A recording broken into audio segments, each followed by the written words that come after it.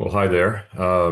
Last time when we were talking about the binomial model, this is where we were at, and we talked about the different parts to the binomial model, basically the mechanics behind it, and we talked about variability, which is associated with the symbol U, in the calculations. And so what I want to do now is actually talk a little bit more about that.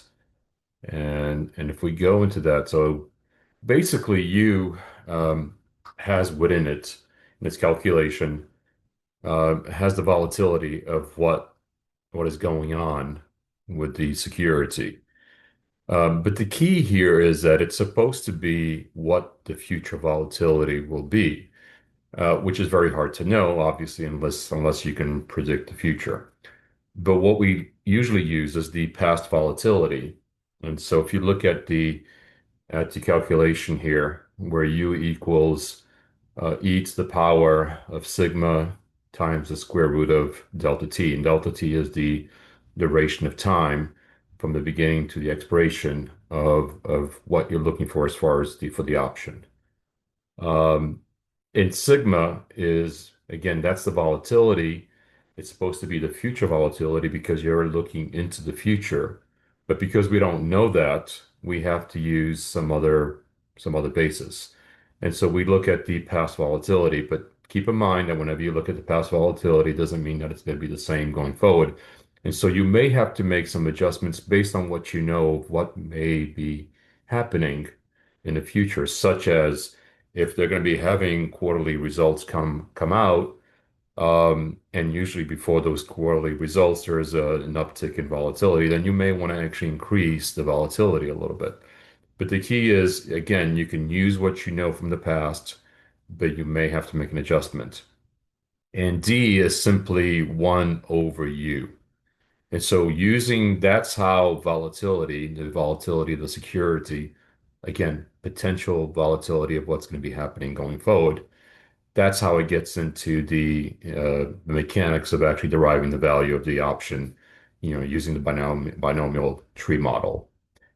And the risk neutral probability, again, that's P times equals, within brackets, you have E to the power of R, that's the interest rate, times delta T minus D divided by U minus D. And that's used to discount the prices of the options at the different steps.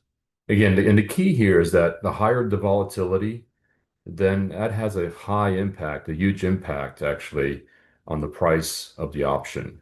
So the higher the volatility, the larger the price movements, and obviously the larger the prices or larger the price of the actual option itself. Um, and so again, based on the mechanics and based on what the volatility or how the volatility is actually introduced into the mechanics of actually putting together the building of the tree, what you then get is this right here. And so this is an actual tree. It's a three-step tree. So I'm only looking at three steps forward.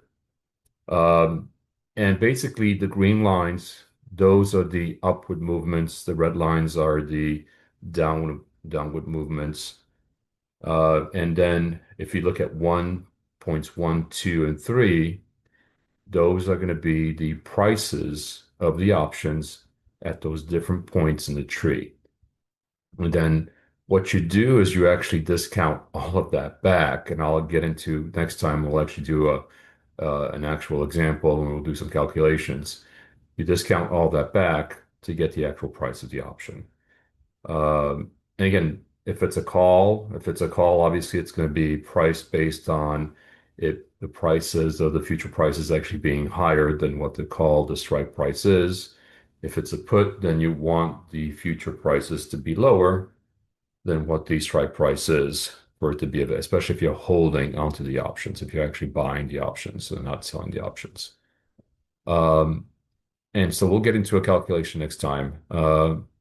But keep in mind, again, the number of steps that can actually change. I'm just showing you a three-step model. In reality, even when let's say we're looking at 3 days.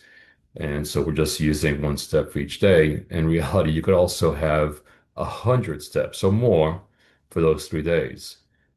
It all depends on how fine you want the measurements to be and the movements to be for the model. But again, we'll go through an actual calculation next time. So again.